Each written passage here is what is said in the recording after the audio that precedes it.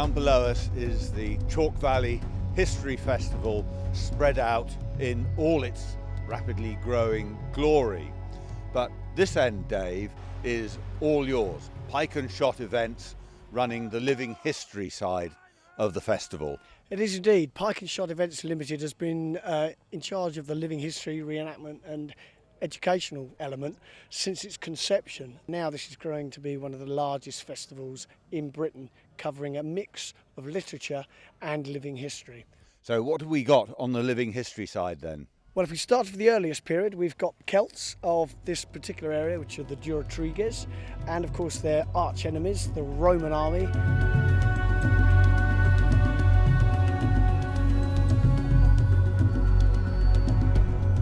And then moving on throughout history, we then go into the Dark Ages with the Anglo-Saxon element, Vikings, Saxons. We have the recreation of the Battle for Wessex with the Battle of Ethandun. And I've seen the Viking longship as well. There is indeed a Viking longship. With some of the weather, we may have well needed that. All built into telling the story of Guthrum, Ubba and the sons of Ragnar Lothbrok. Moving on from the Saxon period, we then enter what would be called the early medieval.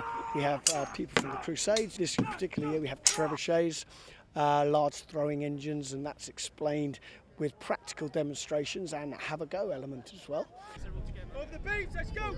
Come on! Faster! From them, we then enter the 17th century. This year we've chosen to incorporate the Royal Marines on their inception towards the end of the 17th century, a fascinating period of history, and then moving into the 18th century because, again, it's the anniversary of the American War of Independence Declaration, and indeed today they read the Declaration out.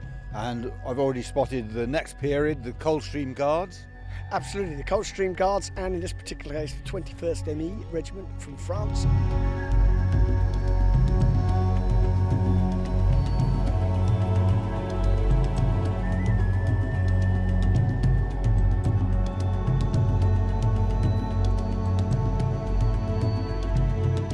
If you have a large field, we can organise this anywhere in Britain. Just give me a call or check out www.pikeandshot.com.